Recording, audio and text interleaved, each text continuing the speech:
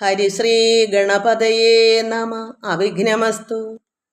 ഓം നമോ ഭഗവതേ വാസുദേവായ. ശ്രീകൃഷ്ണ പരമാത്മനേ നമ. ഓം ഗുരുബ്രഹ്മ ഗുരുർവിഷ്ണു ഗുരുർദേവോ മഹേശ്വര. ഗുരു സാക്ഷാത് പരബ്രഹ്മ തസ്മൈ ശ്രീ ഗുരവേ നമ. എല്ലാ ഭക്തമക്കൾക്കും എൻ്റെ വിനിതമായ പ്രണാമം. എല്ലാവർക്കും ഈശ്വരകൃപയും ശാന്തിയും സമാധാനവും ആയുരാരോഗ്യവും രോഗശാന്തി, ഈശ്വരനെ അറിവാനുള്ള കഴിവ്, ആ ബ്രഹ്മത്തെ, ആ പരമാർത്ഥ ജ്ഞാനം മനസ്സിലാക്കാനുള്ള കൃപയും എല്ലാവർക്കും വേണം. അതിനായി നമുക്ക് പ്രാർത്ഥിക്കാം. എല്ലാ ഭക്തമക്കളെയും ഭഗവാൻ അർപ്പിക്കുന്നു. ഓം ലോകാ സമസ്ത സുഖിനോ ഭവന്ത്. പേര് തന്ന കമൻസ് തന്ന മക്കളുടെ പേര് എല്ലാവരെയും അർപ്പിക്കുന്നു. പേര് തരാത്തവരും എല്ലാവരും ഭഗവാന്റെ സന്തതികളാണ്. ഭാഗവതം കേൾക്കുന്നത് തന്നെ ഭാഗ്യം. ഇത് എല്ലാവർക്കും കിട്ടുന്നൊരു കാര്യമല്ല. ജഗദമ്മ ദ്വൈതികളോട് എതിർക്കരുത്. കാരണം അതത്രയും മനസ്സിലായല്ലോ. ദ്വൈതികൾ അതായത് നമുക്ക് തർക്കിക്കാനല്ലല്ലോ, അഥവാ തർക്കിക്കുന്നത് മനസ്സിലാക്കണം. ദ്വൈതികളെന്ന് വെച്ചാൽ ഞാനെന്നും നീയെന്നും ഉള്ള എനിക്ക് ജയിക്കണം എന്നുള്ള ചിന്തയുള്ളവരോട് ഒരിക്കലും അടുക്കാൻ പോകരുത്. അവിടുന്ന് ഒഴിഞ്ഞു മാറണം. അതെത്ര അറിവ് അതിൽ നിന്ന് കിട്ടിയല്ലോ എന്ന് ഓർക്കുമ്പോൾ എനിക്ക് സന്തോഷമുണ്ട്. ഭഗവാനിൽ ഓരോരുത്തരുടെയും അഭിപ്രായങ്ങൾ അർപ്പിക്കുകയും ചെയ്യുന്നു. ബിന്ദു പ്രസന്നൻ അതും ഇതുപോലെ തന്നെ വിരക്തി തോന്നി തുടങ്ങി എന്ന് പറഞ്ഞ് എത്ര സന്തോഷമാണ്. നമുക്ക് കുറേശ്ശെ വിരക്തി വരണം. എന്നുവെച്ചാൽ എല്ലാം തള്ളിക്കളഞ്ഞെന്നല്ല എൻ്റെ അർത്ഥം. ഭഗവാനിലോട് ഭക്തി വർദ്ധിക്കുമ്പോൾ മറ്റൊരു ചിന്ത വരത്തില്ല. ഉള്ളം നിറച്ച് പരമാത്മ ചിന്തയാ. പിന്നെ മറ്റതൊക്കെ നമുക്ക് എന്താ, അത് ഇതിൽ കൂടെ കടന്നും അങ്ങ് പോകും. എല്ലാം നമുക്കില്ലാതില്ല, എല്ലാം വേണം. പക്ഷേ എപ്പോഴും മനസ്സിൽ എന്താ വേണ്ടത്? ആ പരമാർത്ഥ ജ്ഞാനത്തെ അറിയാനുള്ള ആ ഒരു ആർത്തിയാണ് വേണ്ടത്. അപ്പോൾ ഭഗവാനോട് എപ്പോഴും നമുക്ക് എന്ത് ചിന്തിക്കണം? ഒരു ഭക്തൻ ഭഗവാൻ തന്നെയാ ഉള്ളത്തിൽ. അപ്പം അതാണ് മറ്റതിൽ വിരക്തി. ഭക്തി വർദ്ധിക്കുമ്പോൾ തനിയെ വിരക്തി വരും. കാരണം മറ്റൊന്നിലും ചിന്തയില്ല. അതാണ് വിരക്തി. അതുകൊണ്ട് അത് എടുക്കണ്ടെന്നോ കഴിക്കണ്ടെന്നോ ഒന്നുമല്ല. എന്നാൽ ആർത്തി പിടിക്കാൻ പാടില്ല. ഒന്നും ഇങ്ങനെ ഈ ലൗകികമായതിലെല്ലാം ആഹാരം അതല്ല, ഇന്ദ്രിയങ്ങളെയൊക്കെ നമുക്ക് വധിക്കണം. കാണണ്ടാത്ത ഈ ഭഗവാനെ പരമാത്മാവിനെ അറിയാൻ താല്പര്യമുള്ളവർ മറ്റെല്ലാത്തിലും ആഗ്രഹം പാടില്ല. എങ്ങനെയാ? കാണേണ്ടാത്തത്, ഈ ലൗകികമായ കാര്യങ്ങൾ കാണാനോ കേൾക്കാനോ അതിലൊക്കെ നമുക്ക് വിരക്തി വന്നേ ഇവിടെ തെളിയും. എന്ത് തെളിയും? ഹൃദയശുദ്ധി ഉണ്ടായി ആ പരമാർത്ഥത്തെ ജ്ഞാനം നമുക്ക് അറിവാകുന്ന ഈശ്വരൻ. ഈ അറിവ് നമുക്ക് വേണമെങ്കിൽ ഈ ലോക ജീവിതത്തിൻ്റെ എല്ലാം വിരക്തി വരണം. അത് അങ്ങനെ ആയിത്തീരണം പതുക്കെ. അതുകൊണ്ട് ജഗദമ്മ, ബിന്ദു പ്രസന്നൻ, ജയാനില്, രുക്മിണി മോഹൻ, നിർമ്മല രമേഷ്, പ്രമിള സുനിൽ, പ്രസന്ന, ബിജു, ഗീതാ നായർ, രാധികാദേവി, എല്ലാവരെയും എനിക്ക് കുറച്ച് മക്കളെങ്കിലും കമൻസ് തന്നില്ലെങ്കിൽ ഞാൻ ഒന്നും പറയാൻ പറ്റത്തില്ല. എനിക്ക് തോന്നും നിങ്ങൾക്ക് ആർക്കും ഇഷ്ടമല്ല. അതുകൊണ്ട് ഞാനും വിചാരിക്കും എന്നാ ഇനി നിർത്തിക്കളയാം എന്ന് ചിന്തിക്കും. അതുകൊണ്ടാണ് മക്കളെ നിങ്ങൾ കുറച്ച് പേരെങ്കിലും ഇങ്ങനെ കമൻസ്, അതെനിക്ക് വളരെ സന്തോഷം. അത് ഭഗവാൻ അത്രത്തോളം ആർത്തി പിടിച്ചിരിക്കുന്നതുകൊണ്ടാണെന്ന് തോന്നുന്നല്ലേ, എൻ്റെ ഉള്ളത്തിൽ അങ്ങനെ വരത്തില്ല.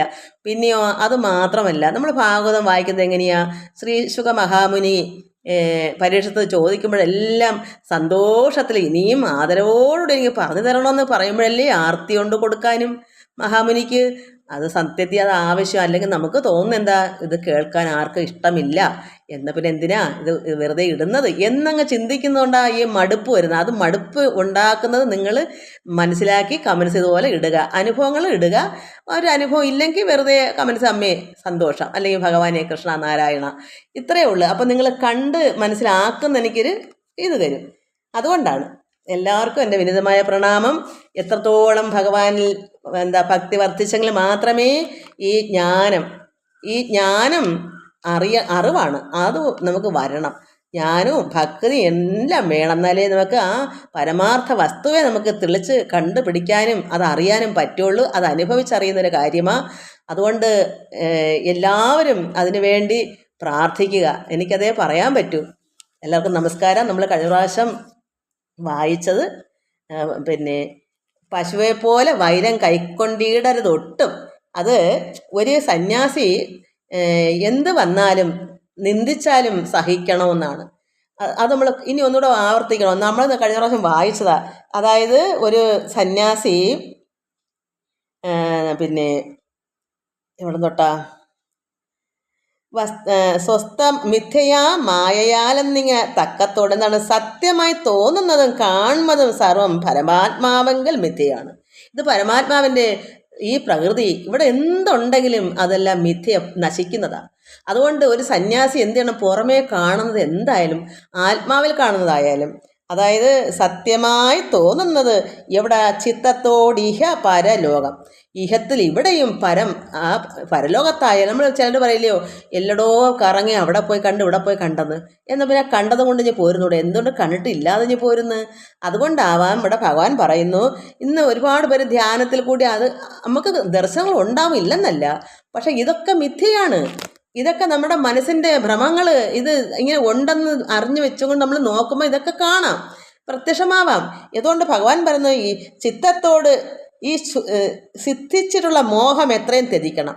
നമുക്ക് എന്താണ് നമുക്ക് സിദ്ധിച്ചുള്ള മോഹങ്ങൾ, ആഗ്രഹങ്ങൾ, തനിയെ നമുക്ക് കുറേ കാട്ടി വെച്ചിട്ടുണ്ടല്ലോ വാസനകൾ, ഇതൊക്കെ എന്താണ്? ത്യജിച്ച് കളയണം. വേണ്ട, ത്യജിച്ചിട്ട് ശുദ്ധമായി കാണുന്നവ എല്ലാറ്റിലും ശുദ്ധമായി കാണും നമ്മൾ ഓരോന്ന്. അതെല്ലാറ്റിലും എന്താണ്?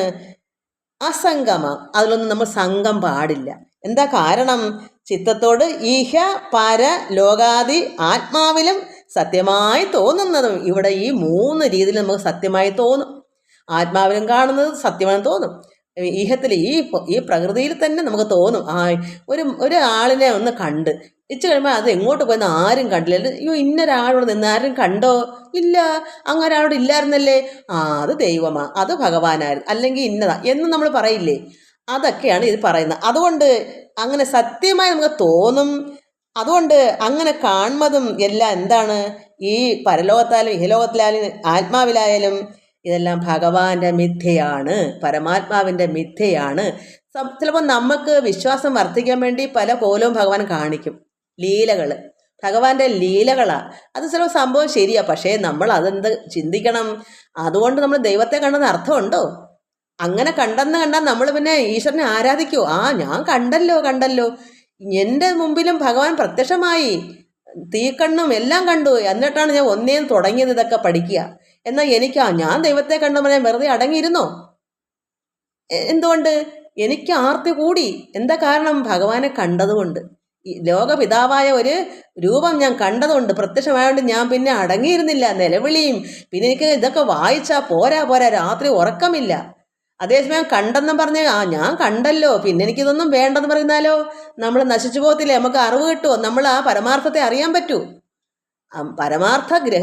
പരമാർത്ഥ ഗ്രഹിക്കാനുള്ളൊരു വഴിയായിരിക്കും ഭഗവാൻ ഈ പ്രത്യക്ഷമാക്കി തരുന്നത്. അതുകൊണ്ട് നമ്മൾ അടങ്ങിയിരുന്നൂടാ. അയ്യോ ഞാൻ കണ്ടല്ലോ, എനിക്കിനി ഒന്നും നേടാനില്ല എന്ന് പറഞ്ഞാൽ അടങ്ങിയിരിക്കാൻ പറ്റൂ? നമുക്ക് അറിയാനുള്ളത് അറിയണ്ടേ?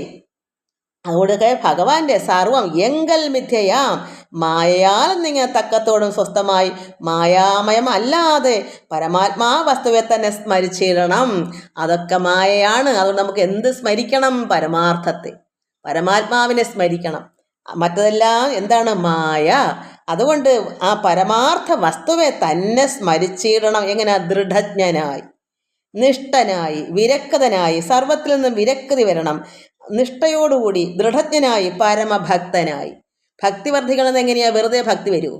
ഭഗവാനെ സ്തുതിച്ച് പുകഴ്ത്തി ആരാധിച്ച് അന്ന് എത്രയോ വർഷങ്ങൾക്ക് മുമ്പ് അവതാരം കൊണ്ട് ആ പരമാത്മമൂർത്തി ഒരു രൂപം നമ്മളെ മനസ്സിലുണ്ടെങ്കിൽ ആ ഭഗവാൻ തന്നെ പരമാത്മാവാണെന്ന് ചിന്തിച്ചുകൊണ്ട് കൃഷ്ണ ഭഗവാനെ എന്ന് പ്രാർത്ഥിക്കുമ്പോൾ ഒരു രൂപവും ഒരു നാമവും നമ്മൾ അന്നത്തെ ഓർമ്മ മതി. ഭാഗവത്തിലെ ഈ പടങ്ങളോ ഒക്കെ കണ്ടൊരു ഓർമ്മ മാത്രം മതി, വചനത്തിൻ്റെ ഓർമ്മ മതി. അത് പരമാത്മാവാണെന്നുള്ള വ്യക്തത ആ രീതി തന്നെ ആയിരിക്കണം. അങ്ങനെ കൊണ്ട് ഭഗവാനെ സ്തുതിക്കുകയും പ്രാർത്ഥന ചെയ്യുമ്പോൾ നമുക്ക് ഭക്തി വർദ്ധിക്കും. പ്രാർത്ഥിക്കാതെ കലിയുഗത്തിൽ പ്രത്യേകിച്ച് ഭാഗവതം പറയുന്ന ആരാധനയാണ്, സ്തുതിപ്പുകളാണ്. അപ്പോൾ ഭക്തി വർദ്ധിക്കാനാണ് അത് പറയുന്നത്. എത്രത്തോളം നമുക്ക് ആരാധിക്കാം, ഭഗവാനെ പുകഴ്ത്തി സ്തുതിക്കാം. അങ്ങനെ വരുമ്പോൾ ഭക്തിയും വർദ്ധിക്കും. ഇതൊക്കെ പഠിക്കുമ്പോൾ ജ്ഞാനവും വർദ്ധിക്കും. ആ പരമാർത്ഥ വസ്തുവെ നമുക്ക് തിരിച്ച് മനസ്സിലാക്കാനും പറ്റും. അതാണ് ജ്ഞാനം. ആ പരമാർത്ഥം എന്താണ്? അതാണ് ആ അഹം ബ്രഹ്മം എന്നുള്ള പരമാർത്ഥത്തെയാണ് നമ്മൾ മനസ്സിലാക്കേണ്ടത്. അതുകൊണ്ട് എന്താ പറയുക? പരമാത്മ വസ്തുവെ തന്നെ സ്മരിച്ചിടണം. ദൃഢജ്ഞനായി, നിഷ്ഠനായി, വിരക്തനായി, പരമഭക്തനായി, ഇഷ്ട, ഇച്ഛ, ആശ്രമ, ലിംഗം ഇവയൊക്കെ ത്യജിച്ചു കളയും. പിന്നെ ഇതൊന്നും വേണ്ട. ആ പരമാത്മാവായിരിക്കുന്ന പരമാർത്ഥത്തെ നമ്മൾ ഗ്രഹിച്ചു കഴിഞ്ഞാൽ പിന്നെ എന്താ ആശ്രമം വേണ്ട, ലിംഗം, അതായത് ഈ എന്താ പറയുക പ്രതിഷ്ഠകൾ, അതൊക്കെ എന്താണ്, ഇത് LKG UKG ആത്മാവ് ആ പരബ്രഹ്മം നമ്മുടെ ഉള്ളത്തിലാണ്. അതിൻ്റെ ഒരു അത് അങ്ങനെ അതിലാണ് നമ്മുടെ ചിന്തയിലേ നമുക്കുള്ളു. വിഗ്രഹത്തിൽ നമ്മുടെ ഉള്ളം അത്രമാത്രം അറിഞ്ഞു കഴിഞ്ഞാൽ പിന്നെ നമുക്കത് വേണോ? അതുകൊണ്ട് അതൊക്കെ ത്യജിച്ചിട്ട് അവിധ ഗോചരനായി വിദ്വാനായി ബാലനെ പോലെ, ഒരു കുഞ്ഞിനെ പോലെ, വയസ്സ് 90 ആയാലും ഒരു കുട്ടി എങ്ങനെയാ സംശയം മാറ്റാൻ, അതെങ്ങനെയാ ഇതെങ്ങനെയാന്ന് ചോദിച്ച് അറിയുന്നൊരു കുട്ടിയെ പോലെ സന്ദേഹശൂന്യാത്മാ ക്രീഡയാ കുശലനായി. എന്നാൽ കർമ്മങ്ങളെല്ലാം നല്ല കുശലത്വമുണ്ട്. എന്നാലോ ജഡനായി, ഒന്നും അറിയാൻ പറ്റാത്ത ചില മന്ദബുദ്ധികൾ നടക്കുന്നത് പോലെ. എന്നിട്ടോ സംശയചിഹ്ന വാക്യൽ എന്തെങ്കിലുമൊക്കെ പറഞ്ഞുകൊണ്ട് തെക്കോട്ടും വടക്കോട്ടും നടക്കണേ അങ്ങനെ നടക്കും, ചിരിക്കും, കളിക്കും, എന്തെങ്കിലും ആക്കും മനസ്സിലാകാത്ത രീതിയിൽ എന്തൊക്കെയോ സംസാരിക്കും. അങ്ങനെ വിജയിയും വിദ്വാനും ആണ് താനും. ആർക്കും അറിയില്ല. നടത്തം കണ്ടാലും ഈ പ്രവൃത്തി കണ്ടാൽ ആരും വിചാരിക്കും ഒരു വട്ടൻ അതിലേ നടക്കുന്നു, ഇത്രയേ ഉള്ളൂ. എന്ന സംഗതി ആരാണ്? വിജയിയാണ്, വിദ്വാനാണ്, നല്ല സന്യാസിയാണ്, നല്ല ജ്ഞാനിയാണ്, പരമാർത്ഥത്തെ അറിഞ്ഞവനാണ്. അങ്ങനെയുള്ള വിദ്വാൻ ഗോപ്യമെന്നേ നടക്കുകയാണ്. എന്നാൽ അത് ഇത്രയൊക്കെ ഈ രീതി ജഡനെപ്പോലെയും എന്തൊക്കെയോ പറഞ്ഞുകൊണ്ടൊക്കെ നടന്നാലും നേരെ നടക്കുകയും വേണം, ഒളിവില്ലാതെ മറവില്ലാതെ നടക്കുകയും വേണം. ഗോപ്യം എന്നിയേ, അതായത് മറവില്ലാതെ ഒളിവില്ലാതെ നടക്കുകയും വേണം. നമ്മൾ ഇവിടം വരെ പിന്നെ വായിച്ചത് അതുപോലെ തന്നെ ആളുകൾ തർക്കങ്ങൾ, ഈ ദ്വൈതികളായ ജനങ്ങൾ തർക്കങ്ങൾ, പാഷണികൾ, മതത്തെ പറഞ്ഞ് അങ്ങോട്ടും ഇങ്ങോട്ടും തർക്കം നടക്കുന്നതൊന്നും കാണാനോ കേൾക്കാനോ നിന്നുകൂടാ. കാരണം ദ്വൈതികൾ സംസാരികൾ നിന്നാൽ എന്തു വരും? അവിടെ ഒരു സ്ഥാനവും നമുക്കിട്ട് കിട്ടത്തുമില്ല. അവർ ജയിക്കാൻ തർക്കിക്കുന്നവരാണെന്ന് നമുക്ക് മനസ്സിലാവും. നമ്മൾ അല്ലെങ്കിൽ തന്നെ നമുക്ക് അതിൻ്റെ ആവശ്യമില്ല. അങ്ങനെയുള്ള സന്യാസിമാർക്ക് പിന്നെയോ ഇങ്ങനെ ദ്വൈതികൾ നിന്ദിച്ചാലോ ദേഹത്തെ മാനമില്ലല്ലോ. ഒരു സന്യാസിക്ക് ദേഹമോഹം ഇല്ലല്ലോ. കൗബീനെ കൊണ്ട് നടക്കുമ്പോഴേ മനസ്സിലാക്കണം, ഒരു ദേഹമോഹങ്ങളില്ലാത്ത സന്യാസിക്ക് എന്ത് അപമാനം. ആരെന്ത് പറഞ്ഞാലും എന്താ, ദേഹത്തിനല്ലേ അപമാനം പറ്റുന്നത്? ആ സാക്ഷാൽ പരമാത്മാവായി ഉള്ളിലിരിക്കുന്ന ആ പരമാർത്ഥത്തിന് യാതൊരു ഇളക്കോ വല്ലതും തട്ടു? ആ ആൾ ആരാണ് സത്യത്തിൽ? ആ പരമാത്മ ചൈതന്യമല്ലേ, ആ പരമാർത്ഥ വസ്തുവല്ലേ. അവിടെ എന്തെങ്കിലും എറിക്കുമോ ആ ഉള്ളത്തിൽ? ആ ദേഹത്തിന് അല്പസമയം കഴിയുമ്പോൾ നശിക്കുന്ന ദേഹമാ. ആ ദേഹത്തെ എന്ത് പറഞ്ഞിട്ട് എന്താ കാര്യം? ഒരു നാണക്കേടും മാനക്കേടും നോക്കേണ്ട കാര്യമേ ഇല്ല.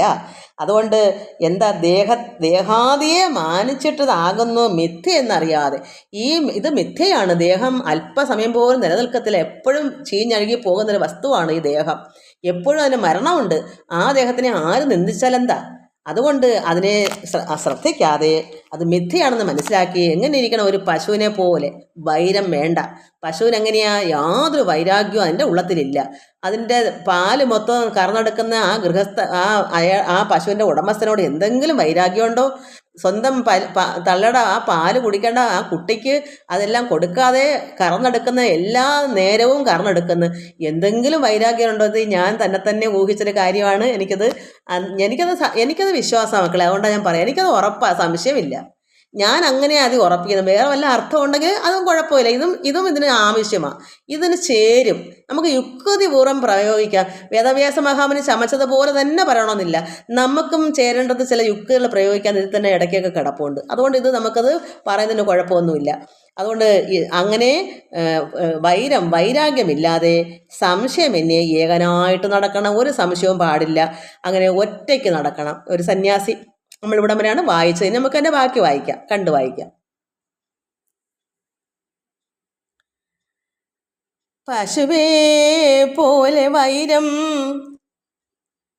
കൈക്കൊണ്ടിടരുതൊട്ടും, സംശയമെന്നേ ഏകനായിട്ടും നടക്കേണം.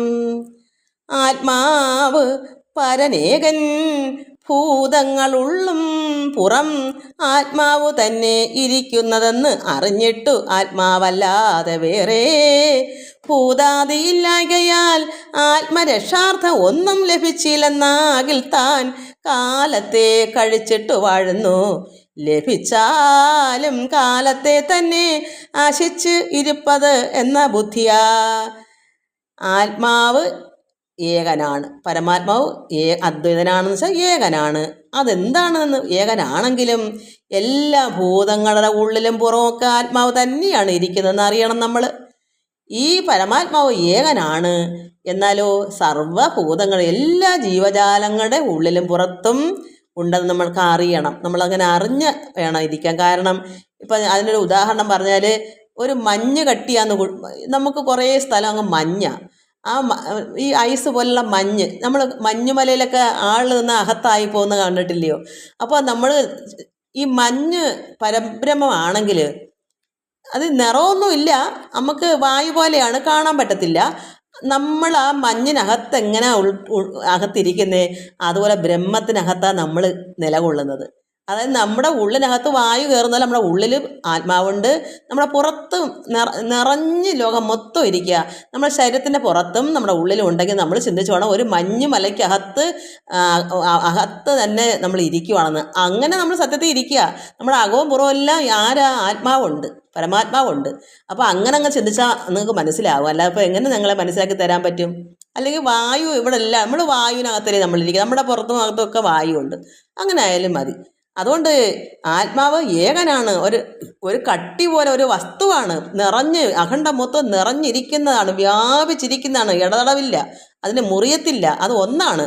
അതുകൊണ്ട് അത് എല്ലാം ആ ആത്മാവിനകത്താണ് നമ്മൾ എല്ലാവരും സ്ഥിതി ചെയ്യുന്നത്.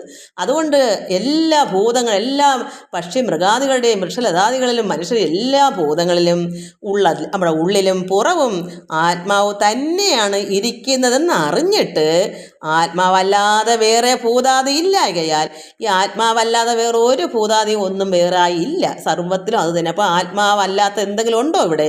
അങ്ങനെ ഇല്ലായകയാൽ ആത്മരക്ഷാർത്ഥം ഒന്നും ലഭിച്ചില്ലെന്നാകിൽ, അപ്പോൾ നമുക്ക് രക്ഷയ്ക്ക് വേണ്ടി നമ്മുടെ ഉള്ളിൽ രക്ഷാർത്ഥം നമ്മുടെ ശരീരത്തിന് ആഹാരം, വിശപ്പിന് ആഹാരം ഒന്നും ലഭിച്ചില്ലെന്നാകിൽ എന്ത് വേണം? കാലത്തെ കഴിച്ചിട്ട് വാഴുന്നു. നമുക്ക് അത് ഈ ലോകം മൊത്തവും എല്ലാ ഭൂതങ്ങളും നമ്മളും എല്ലാം ഏകമാണ്, ഒരു പരമാത്മാവിൻ്റെ സന്തതികളാണ്. അപ്പം ഭൂതങ്ങളിലെല്ലാം ആത്മാവാണ് വസിക്കുന്നത്. പക്ഷേ എല്ലാവർക്കും വിശക്കുന്നത് പോലെ നമുക്കും വിശക്കുന്നു. ആരും തരാനില്ലെങ്കിൽ എന്ത് ചെയ്യും? എല്ലാം പരമാത്മാവല്ലേ എല്ലാവരും വസിക്കുന്നത്. ആർക്കെങ്കിലും വല്ല വിഷമമുണ്ടോ? ഒരാളിനെ കണ്ട് എനിക്ക് ആഹാരം തന്നില്ലെന്ന് കരുതിയിട്ട് അവരോട് ദേഷിക്കാൻ പറ്റുമോ? നമ്മളിരിക്കുന്ന ആത്മാവാണ് അവരിലും ഇരിക്കുന്നത്. തന്നില്ലെന്ന് കരുതി നമ്മൾ ആരോടാ ദേഷിക്കുക? ആഹാരം ഒരു വീട്ടിൽ കയറി ചോദിച്ചിട്ട് കിട്ടിയില്ലെങ്കിൽ നമ്മളെ തന്നെ നമ്മളത്തോടല്ലേ നമ്മൾ ദേഷിക്കുന്നത്. അതുകൊണ്ട് ആത്മരക്ഷാർത്ഥം ആഹാരം, വിശപ്പിൻ്റെ ആഹാരം ഒന്നും ലഭിച്ചില്ലെന്നാകിൽ താൻ കാലത്തെ കഴിച്ചിട്ട് വാഴുന്നു. ഈ കാലത്തെ കാരണം എന്താ ഈ ലോകം, ഈ സമയങ്ങൾ ഇതിങ്ങനെയാ, ഈ കാലം ഇങ്ങനെയാ എന്ന് കരുതി സമാധാനിക്കുക. അടുത്ത നേരം എപ്പോഴും എന്തെങ്കിലും കിട്ടുമോ? എന്തെങ്കിലും കൈ കിട്ടുന്ന എന്തെങ്കിലും കഴിക്കാം. ഒന്നും കിട്ടിയില്ലയോ? ഒരു വിഷമവും വേണ്ട, നമുക്ക് കാലത്തെ കഴിച്ചിട്ട് വാഴുന്നു. ലഭിച്ചാലും കാലത്തെ തന്നെ ആശിച്ചിരിപ്പതെന്ന ബുദ്ധിയാ. അപ്പോൾ എന്താ, ലഭിച്ചാലും ലഭിച്ചില്ലെങ്കിലും ഈ കാലം തന്നെയാണ് നമ്മൾ ആഹാരം കഴിക്കുന്നത്. ഈ കാലം എന്ന് വെച്ചാൽ നമുക്ക് ഇങ്ങനെ സമയങ്ങൾ പൊയ്ക്കൊണ്ടിരിക്കും, കാലങ്ങൾ പൊയ്ക്കൊണ്ടിരിക്കും, നമുക്ക് വിശപ്പം വന്നുകൊണ്ടിരിക്കും. ഒരു നേരം കഴിച്ചില്ലെന്ന് വെച്ചിട്ട് മരിച്ചൊന്നും പോവില്ലല്ലോ. ഈ കാലം അങ്ങനെയാണ്. ആ കാലത്തെ തന്നെ നമ്മൾ മനസ്സിലാക്കി അത് ജീവൻ കിടക്കാൻ വേണ്ടി എന്തെങ്കിലും കിട്ടുന്ന കഴിക്കണം, അത്രയോ ജീവിക്കാൻ വേണ്ടി കഴിക്കാൻ. നമുക്ക് നമ്മുടെ ശരീരത്തിൻ്റെ നിലനിൽപ്പിന് വേണ്ടി എന്തെങ്കിലും കഴിക്കണം. അല്ലാതെ നമുക്ക് ഇത്രയും കൂടെ കഴിക്കണം, ഇത് കിട്ടിയില്ല, അത് പോരാ എന്ന് നമ്മൾ ആരോടാ പറയാ? ഒരു രക്ഷയും ഇല്ല. ഇതെല്ലാം സമാധാനത്തിൽ തന്നെ ഒരു സന്യാസി ഇതൊക്കെ സഹിച്ചും എല്ലാത്തിൽ നിന്നും നമുക്ക് നേടി മുന്നോട്ട് എന്തിനു വേണ്ടിയാണ് നടക്കുന്നത്? ആ പരമാർത്ഥത്തെ അറിയാനല്ലേ. നമുക്ക് ആരോടെങ്കിലും വൈരാഗ്യം പറ്റുമോ? ഒരാളൊരു ആഹാരം നമ്മൾ കയറുന്ന വീട്ടിൽ ഒന്നും ഇല്ലെന്നിരിക്കും, കിട്ടിയില്ലെന്നിരിക്കും രക്ഷയ്ക്ക് വേണ്ടിയിട്ട്. പക്ഷേ നമ്മളത് സഹിക്കണം. ഇത് കാലം ഇങ്ങനെയാ എന്ന് കണ്ട് ആഹാരം എന്തെങ്കിലും നമ്മുടെ ജീവൻ കിടക്കാൻ വേണ്ടി മാത്രം, ക്ഷീണത്തിന് വേണ്ടി മാത്രം. അതുകൊണ്ട് കാലത്തെ തന്നെ ആശിച്ചിരിപ്പതെന്ന ബുദ്ധിയാ. ആത്മാവ് കാലം തന്നെ ആശിച്ചിട്ടിരിക്കുന്നു. അപ്പോൾ ഈ ആത്മാവ് ഈ കാലത്തെ തന്നെയാണ് കഴിക്കുന്നത്. ആത്മാവെന്ന് പറയുന്നത് പരമാത്മാവാണ്. ഈ കാലവും അത് തന്നെയാണ്, പരമാത്മാവിൻ്റെയാണ് ഈ സമയം, ഈ കാലങ്ങൾ. അപ്പോൾ ഈ ആത്മാവ് ഈ കാലം തന്നെ അശുചിയെന്ന് വെച്ചാൽ എന്തെങ്കിലും ഒരു ഇച്ചിരി വെള്ളമോ തുളസിയോ ഇലയോ എന്ത് വേണമെങ്കിലും നമുക്ക് ഈ കാലത്തിൽ എന്തൊക്കെയുണ്ട് അതൊക്കെ നമുക്ക് എന്തെങ്കിലും കഴിക്കാമല്ലോ. അല്ല കഴിക്കണം പറഞ്ഞിട്ട് നമുക്ക് വൈരാഗ്യമോ കിട്ടാത്ത സങ്കടമോ ഒന്നും പാടില്ലെന്നാണ് എനിക്ക് തോന്നുന്നത്. അങ്ങനെ എനിക്കറിയാവൂ. ആത്മാവല്ലാതെ മറ്റൊന്നില്ലെന്ന് ധീരനായി. അപ്പോൾ നമ്മുടെ ഉള്ളത്തിൽ ഈ പരമാത്മാവല്ലാതെ മറ്റൊന്നില്ല. ഏകമായ ആത്മാവ് തന്നെ ഉള്ളൂ, ഒന്നേ ഉള്ളൂ, അല്ലാതെ വേറൊന്നില്ലെന്ന് എന്ത് വയ്ക്കും? ധീരനായി, സർവജ്ഞനായി, പ്രാണധാരണയ്ക്ക് ആഹാരവും ഏവം. അപ്പം നമുക്ക് ഈ ലോകം മൊത്തവും ഒരേ ഒരു പരമാത്മാവേ ഉള്ളെന്ന്, കാരണം എല്ലാത്തിനും അതേ ഉള്ളൂ. നമ്മുടെ ഉള്ളത്തിരിക്കുന്ന തന്നെയാണ് എല്ലാ ഭൂതങ്ങളിലും, ആ ഏകനാണ്. അതുകൊണ്ട് അങ്ങനെ ധീരനായി സർവജ്ഞനായിരിക്കണം. നല്ല ധീരത്വം വേണം, വിശപ്പൊക്കെ സഹിക്കണം. അങ്ങനെ ധീരനായി സർവജ്ഞനായി പ്രാണധാരണയ്ക്ക് ആഹാരവും, ഇത്തിരി പ്രാണന് വേണ്ടി ആഹാരം കഴിക്കണം, അത്രേ വേണ്ടു. പ്രാണധാരണയ്ക്ക് ആഹാരവും ഏവം പ്രാണനും തത്വചിന്തന കാര്യത്തിനും ഏവമെല്ലാമേ തത്വം പോലെ കണ്ടറിയണം. ഇത് ഈ പ്രാണനും തത്വചിന്തന കാര്യത്തിൽ, ഈ പ്രാണനും കൊണ്ട് നമ്മൾ നടന്ന് വിഷമിക്കുന്ന വിശപ്പൊക്കെ സഹിക്കുന്ന എന്തിനാ? തത്വത്തെ മനസ്സിലാക്കാം, തത്വചിന്തന കാര്യത്തിനാണ്. അല്ലെങ്കിൽ വെറുതെ വീട്ടിലാണോ കുത്തി വനത്തിലോ എവിടെയെങ്കിലും പോയി ഇരുന്നൂടെ? നമ്മളിങ്ങനെ കറങ്ങി എല്ലായിടവും സഞ്ചരിച്ച് തീർത്ഥങ്ങളും ക്ഷേത്രങ്ങളും വല്ലയിടമൊക്കെ സഞ്ചരിച്ച് ഇങ്ങനെ കൗബീനെ കൊടുത്ത് നീ നടക്കുന്ന എന്തിനാ? നമ്മൾ തിരിച്ചറിയാനല്ലേ. അപ്പോൾ അതിന് വേണ്ടുന്ന പ്രയത്നങ്ങൾ എടുക്കുമ്പോൾ കുറച്ച് ആഹാരത്തിന് വിഷമങ്ങളൊക്കെ കണ്ടെന്നിരിക്കും. അതുകൊണ്ട് ഇത് പ്രാണനും തത്വചിന്തന കാര്യത്തിനും ഏവം എല്ലാമേ തത്വം പോലെ കണ്ടറിഞ്ഞിട്ട്, ഇതെല്ലാം ഈ തത്വം മനസ്സിലാക്കേണ്ടതാണ്, പരമാർത്ഥത്തെ അറിയാനാണെന്ന് മനസ്സിലാക്കിയിട്ട് ഉറുവിയിലെല്ലാം ഈ ഭൂമിയിലെല്ലാം നടന്ന് ആത്മചിന്തനം കൊണ്ട്, ഈ ഭൂമിയിലെല്ലാം കറങ്ങുന്ന എന്തിനാ? ആത്മാവിനെ ചിന്തിക്കാനാ. എന്താ ഏതാന്നൊക്കെ മനസ്സിലാക്കി അറിഞ്ഞ് നമ്മുടെ ആത്മാവിനെ ചിന്തിച്ച് അറിഞ്ഞിട്ട് ചിന്തനം കൊണ്ട് പരമാർത്ഥജ്ഞനായി. അങ്ങനെ കുറേ കഷ്ടപ്പെട്ട് വിശപ്പും ദാഹമൊക്കെ അറിഞ്ഞും ആത്മാവിനെ ചിന്തിച്ചും മനസ്സിലാക്കി എന്തായി തീരും? പരമാർത്ഥജ്ഞനാവും. ഇങ്ങനെ കുറേ കാലം പിടിക്കും. വിശപ്പും ദാഹമൊക്കെ അതിനകത്ത് കാണും. ഇതൊക്കെ എല്ലാം ഭൂതങ്ങളും നമ്മൾ തന്നെയാണല്ലോ, ഏകാത്മാവായ ഈശ്വരൻ തന്നെയാണ് സർവ്വത്തിലെന്ന് മനസ്സിലാക്കിയ അവിടെ ഒന്നിനും വിഷമിക്കേണ്ട. ആഹാരം കിട്ടില്ലെന്ന് കരുതി ആരോട് ദേഷിക്കാനാ? എല്ലാം നാം തന്നെയല്ലേ. അതുകൊണ്ടൊക്കെ സഹിച്ച് പ്രാണന് വേണ്ടി മാത്രം എന്തെങ്കിലും കിട്ടുന്ന കഴിച്ചും കൊണ്ട് എന്തിനാ? ആത്മചിന്തനം, ആത്മാവിനെ ചിന്തിച്ചുകൊണ്ട് നടക്കണം. എങ്ങനെയാ, എന്താ, ഏതാ എന്ന് മനസ്സിലാക്കി എല്ലാം സഹിച്ചും ക്ഷമിച്ചും ആര് നിന്ദിച്ചാലും അവിടെ ഒന്നും ഏശാതെ നടന്ന് എന്ത് മനസ്സിലാക്കി വരും? ഉറുവിലെല്ലാം നടക്കുമ്പോൾ പരമാർത്ഥജ്ഞനാവും. എന്താ പരമാർത്ഥം? യഥാർത്ഥ ജ്ഞാനിയാകുന്നു. അങ്ങനെയാണ് സന്യാസം. പരബ്രഹ്മത്തെ തിരിച്ചറിയുന്നത് അങ്ങനെയാ. മനസ്സിലാക്കി ഇതൊക്കെ പഠിച്ചു വരണമെങ്കിൽ കുറേ കാലം പിടിക്കും. അങ്ങനെ പരമാർത്ഥജനായി എന്താകുന്നു? മുക്തനാകുന്നു മുനി. എല്ലാത്തിൽ നിന്നും വിരമിച്ച് മുക്തനായി ആ മുനി. ഇത്രയും സഹനമൊക്കെ വരണം. പലരും കളിയാക്കും, നിന്ദിക്കും, പല രീതിയിൽ പട്ടിണിക്കിടും. ഇടുന്ന ആരുമല്ല, അവർക്ക് നമുക്ക് കിട്ടത്തില്ല ചിലപ്പോൾ. അപ്പോൾ നമ്മൾ സഹിച്ചേ പറ്റും. നമ്മുടെ കാലം അങ്ങനെയാണ്. ഇതെല്ലാം കാലാത്മാവാണ്. കിട്ടുന്നെങ്കിൽ കഴിക്കുക. ഇതെല്ലാം ഈശ്വരൻ്റെ നിഷ്ഠകളാണ്. ഈ പ്രകൃതികളെല്ലാം അവിടെ എല്ലാം നമ്മൾ എല്ലാം താങ്ങേണ്ടുന്നവരാ, സഹിക്കേണ്ടുന്നവരാ.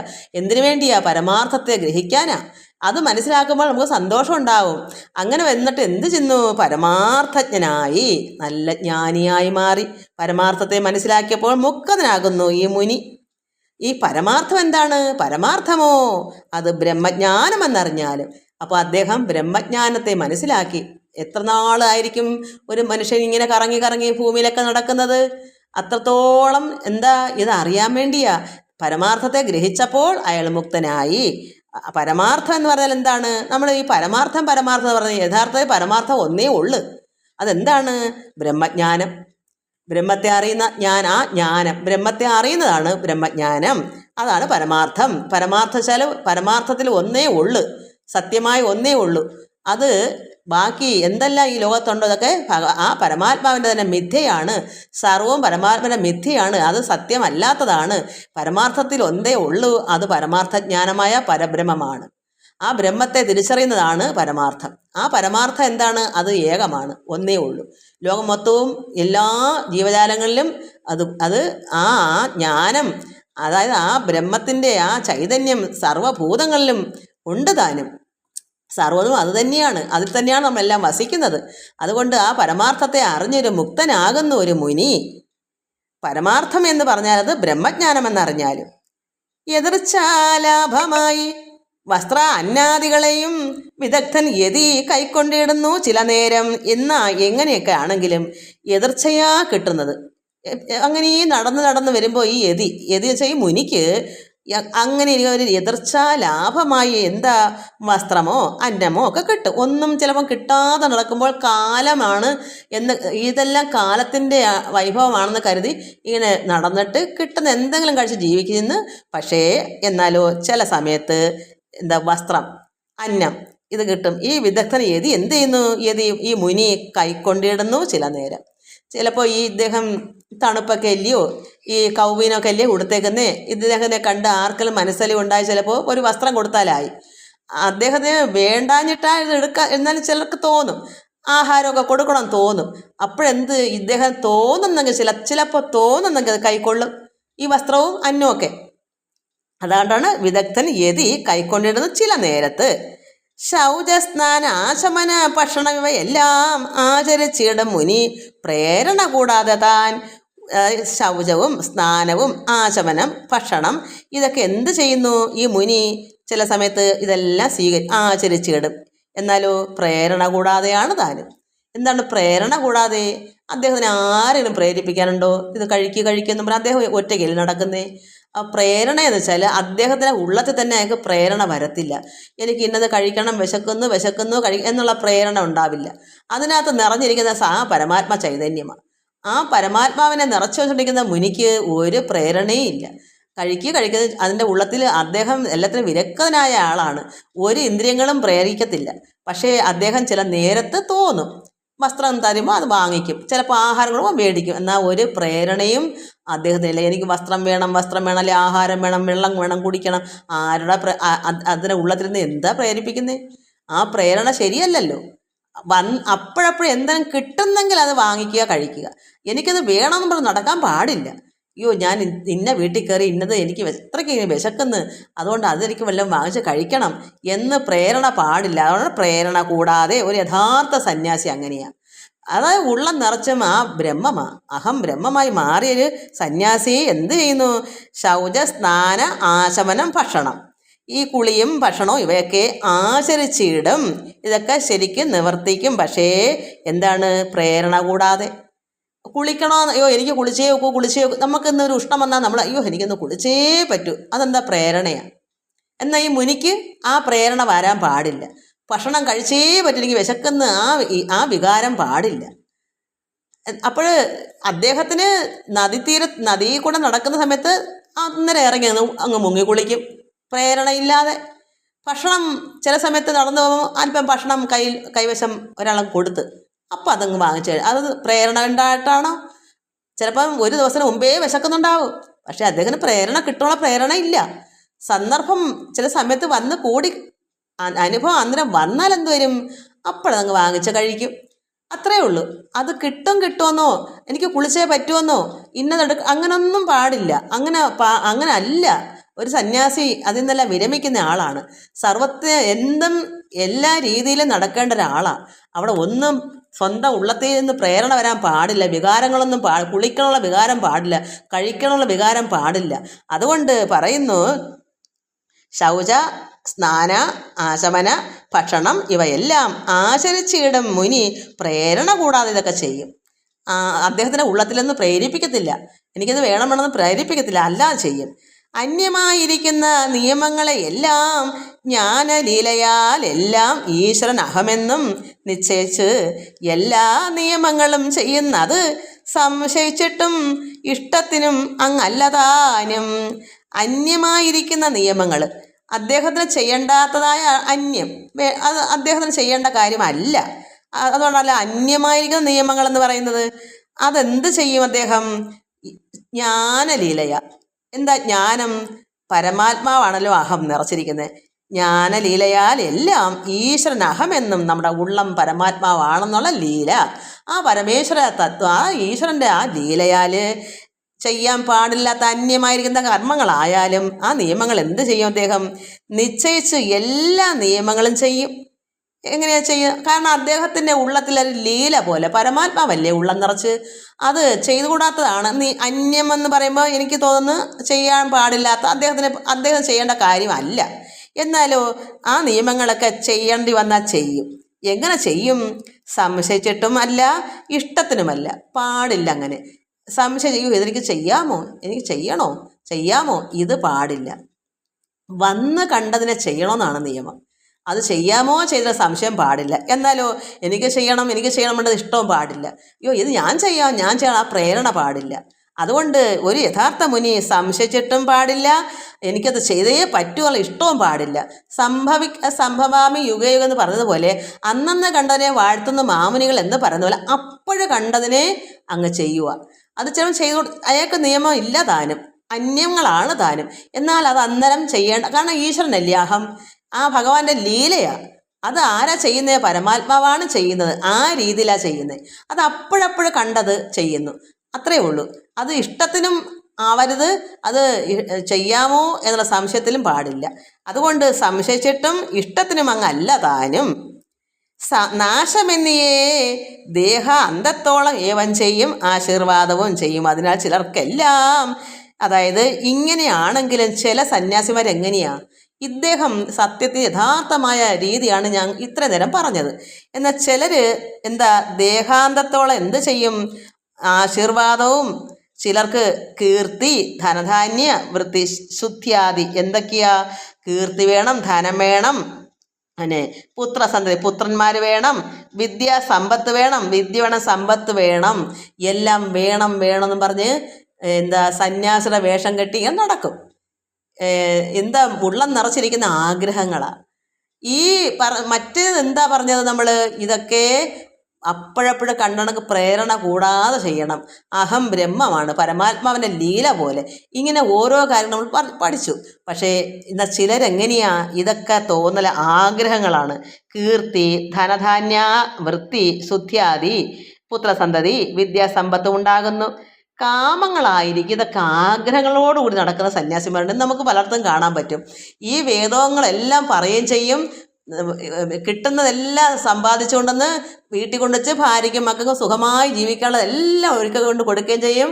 കീർത്തിക്ക് വേണ്ടി എല്ലാം നടത്തുകയും ചെയ്യും. നമുക്കറിയാം, എന്നാൽ ഒരുപാട് യൂട്യൂബിൽ നോക്കിയാൽ ഇന്ന് അങ്ങനെ തന്നെയാണ്. പണത്തിന് വേണ്ടിയും കീർത്തിക്ക് വേണ്ടിയും ഒക്കെയാണ് ചെയ്യുന്നത്. അപ്പോൾ അത് ഇതുമായിട്ട് യാതൊരു ബന്ധവുമില്ല. അതുകൊണ്ട് എന്ത് വരുന്നു? അങ്ങനെയുള്ളവർക്ക് കാമങ്ങളാണ്, അവർക്ക് ആഗ്രഹങ്ങൾ കൊണ്ടാണ്. അവരുടെ ആഗ്രഹങ്ങൾ വിട്ടിട്ടില്ല, ഇതിന്നെല്ലാം ത്യജിച്ചിട്ടില്ല. എന്നാലോ ഞാൻ സന്യാസിയാണ്, ഞാൻ കേമനാണ്, പണ്ഡിതനാണ്, ഞാൻ ബ്രഹ്മജ്ഞാനിയാണ് എന്നൊക്കെ പറഞ്ഞും കൊണ്ടാണ് നടക്കുന്നത്. അതുകൊണ്ട് അവർക്ക് ദുഃഖാബ്ധവും വീണ് തൂലു. അവർ ദുഃഖാബ്ധവും, ആ സമുദ്രം പോലുള്ള നരകക്കുഴിയിലാണ് വന്ന് വീഴുന്ന. അത് സമുദ്രത്തിൽ നടുക്കടലിൽ കിടക്കുന്ന പോലെ വീണ് ദുഃഖപ്പെട്ടിടും, പതിച്ചു പോകും. രക്ഷയ്ക്കാൻ ഒരു രക്ഷയില്ല. എന്താ കാരണം? യഥാർത്ഥ ജ്ഞാനമില്ലാതെ, പരമാർത്ഥത്തെ അറിയാതെ, അതായത് ഈ കീർത്തിക്കും ധനത്തിനും സമ്പത്തിനും പണത്തിനും മക്കൾക്കും ഭാര്യയ്ക്കും എന്നുള്ള രീതി ആഗ്രഹങ്ങളോട് കൂടിയാണ് ഇന്ന് ഒരുപാട് പേര് ഈ കർമ്മങ്ങൾ ചെയ്യുന്നത്. ലോക സമസ്ത സുഖനോ ഭവന്തു എന്നും പറഞ്ഞ് ഈ ആഗ്രഹങ്ങളുടെ പുറകെ പോകുന്നത്. അങ്ങനെയുള്ളവർക്കത് പാടില്ല, അത് കള്ളത്തരമാണ്. അതുകൊണ്ട് അങ്ങനെ ഉള്ളവർ അന്ത്യത്തോളം, ദേഹം നശിക്കത്തോളം ഇങ്ങനെ ചെയ്യും. ദേഹം പോകുന്നവർ ഇത് തന്നെ അവരുടെ ജീവിതം. പക്ഷേ അവരെന്ത് ചെയ്യുന്നു? കാമങ്ങളായിരിക്കുന്നത് കൊണ്ട്, ഇതെല്ലാം ആഗ്രഹങ്ങൾ കടന്നുകൊണ്ട് ചെയ്യുന്നതുകൊണ്ട് ദുഃഖമാണ്. ആഗ്രഹങ്ങൾക്ക് ദുഃഖമേ ഉണ്ടാകൂ. എന്താ അബ്ധവും? സമുദ്രം പോലെയാണ്, ഒരിക്കലും കരപിടിക്കാൻ വയ്യാത്ത ദുരിതത്തിൽപ്പെട്ട് കഷ്ടപ്പെട്ടു പോകും. അങ്ങനെ ഉള്ള ആൾക്കാർ എന്ത് ചെയ്യണം? അത് കിടന്ന് അങ്ങനെ ആകുമ്പോൾ നശിച്ച് വേദന കൊണ്ട് പൊളയും, കരകയറാൻ പറ്റാത്ത ദുരിതത്തിൽപ്പെട്ട് കഷ്ടപ്പെടുമ്പോൾ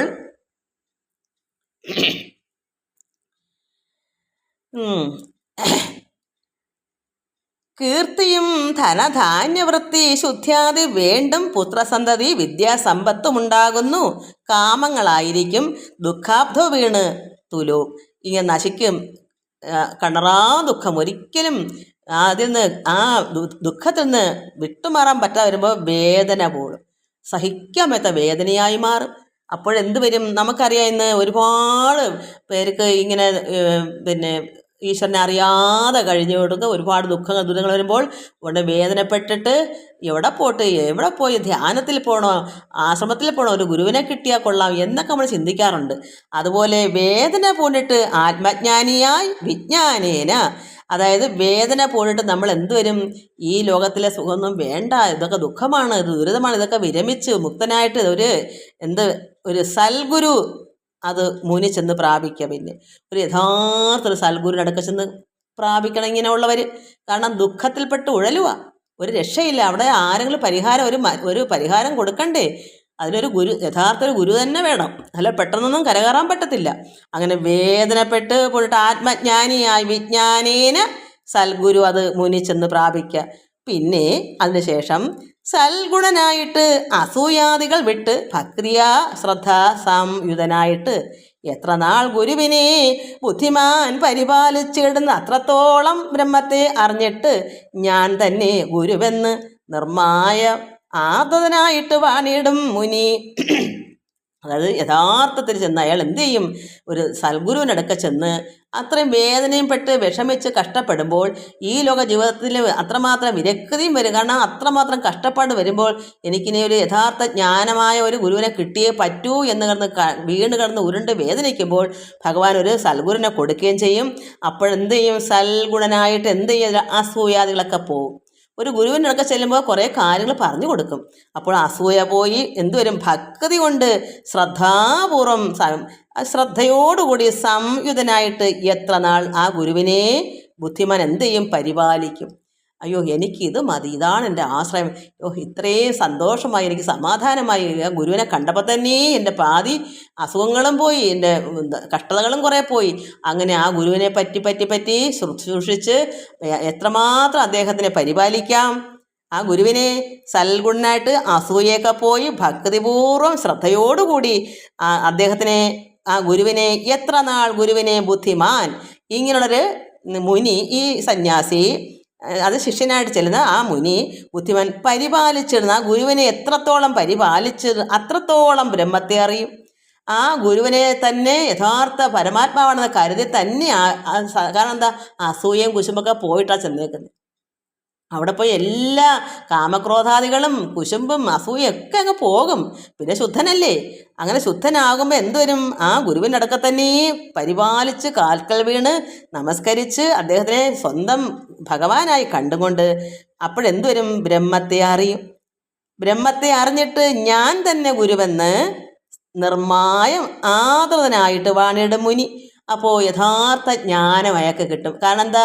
അസൂയൊക്കെ പോയി ഭക്തിപൂർവ്വം ആ ഗുരുവിൻ്റെ പാദത്തിൽ വേണ്ട ശുശ്രൂഷകളൊക്കെ കൊടുക്കും കുറേ കാലം. അങ്ങനെയാണ് ആ ഗുരുവിൻ്റെ കടാക്ഷം കൊണ്ട് ഇയാൾ ബ്രഹ്മത്തെ അറിയും.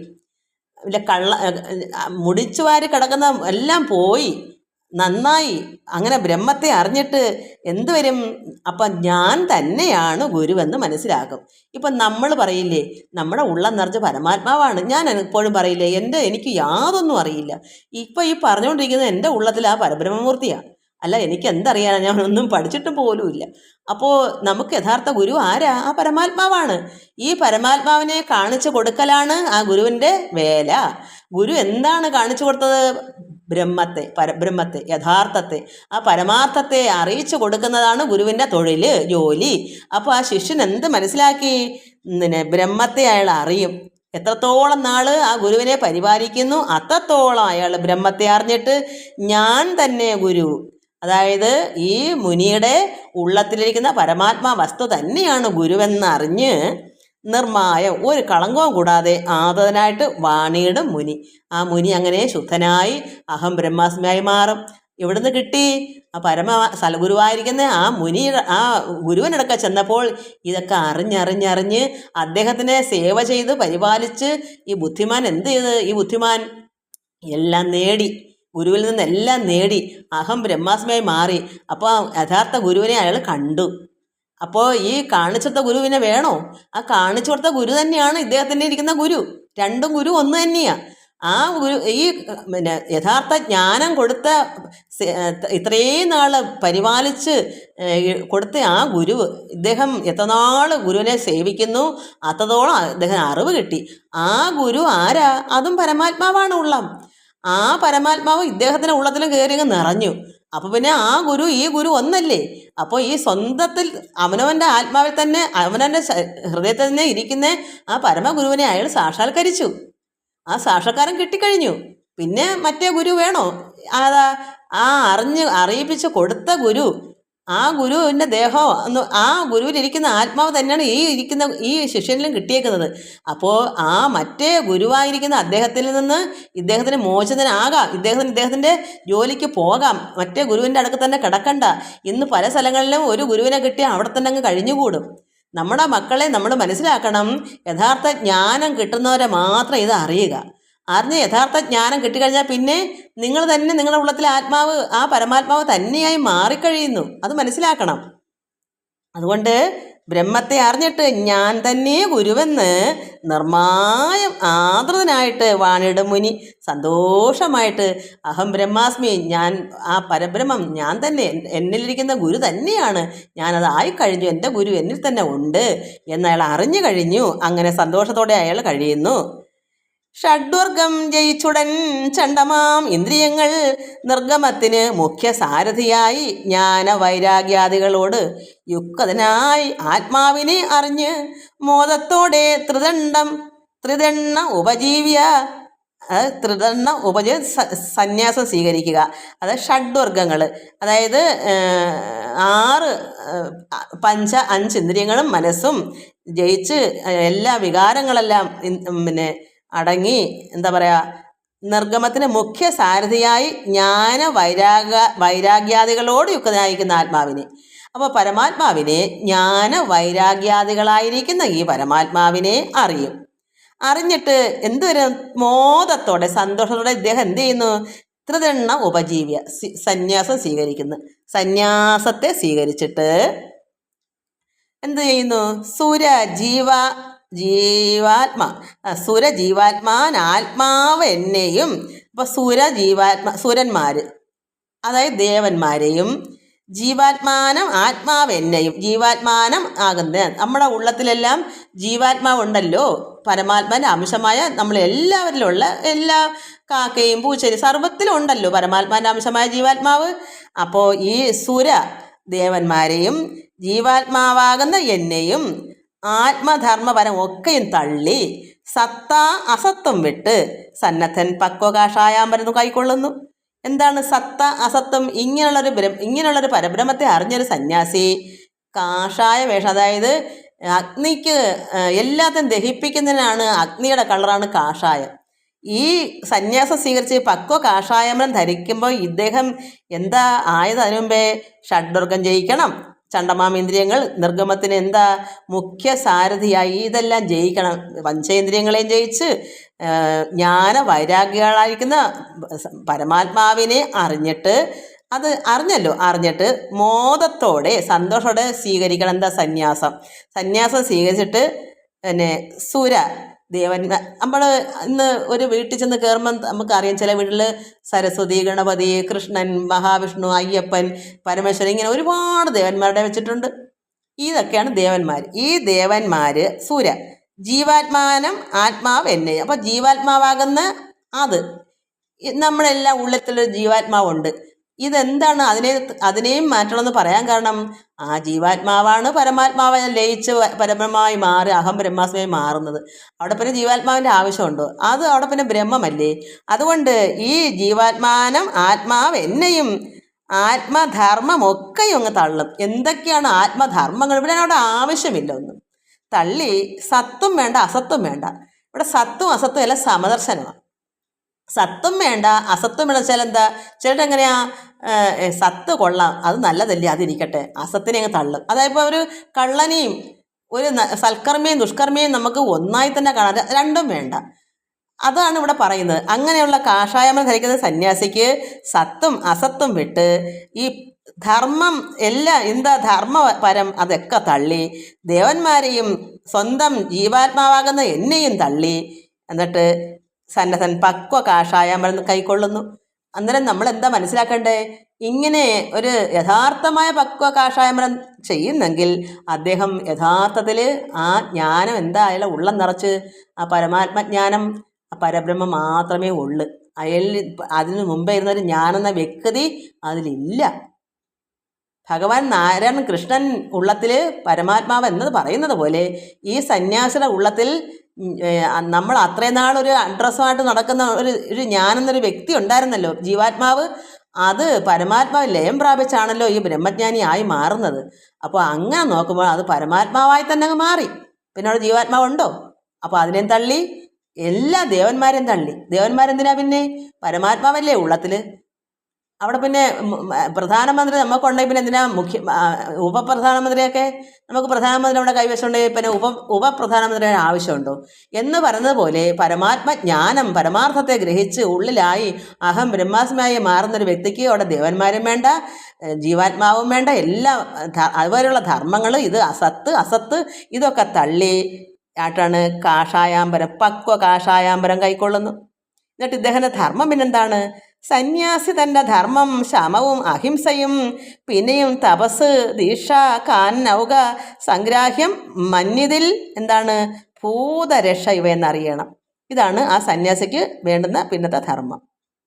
ശമവും അഹിംസ, ഒരു വാക്കുകൊണ്ടോ നോട്ടം കൊണ്ടോ അല്ലെങ്കിൽ ഒരു വാക്കുകൊണ്ടോ പ്രവൃത്തി കൊണ്ടോ ഒന്നും അഹിംസ, ഒന്നിനെയും ഉപദ്രവിക്കരുത്, ഹിംസിക്കരുത്. അപ്പോൾ അതിനാണ് അഹിംസയും.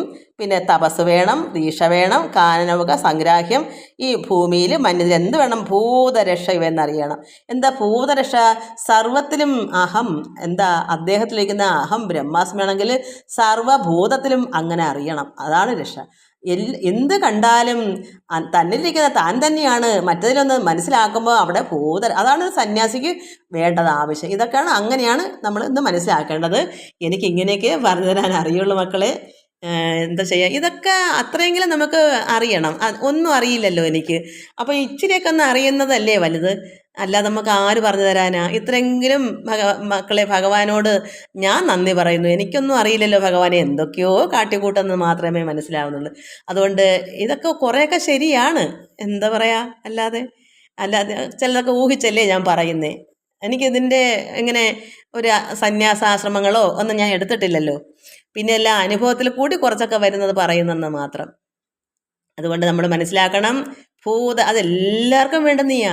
ഈ സന്യാസിക്ക് മാത്രമല്ല, നമുക്ക് എന്നുവെച്ചാൽ നമ്മൾ അറിഞ്ഞവർക്ക് നടക്കും, അല്ലാത്തവർക്ക് പറ്റത്തില്ലല്ലോ. അപ്പം ഒരു എറുമ്പിനെ കണ്ട അത് എന്നിലും ആ എറുമ്പിലും ഞാനായവനാണ് അതിലുണ്ടെന്ന് അറിയാത്തവനെങ്ങനെ അറിയാനാ?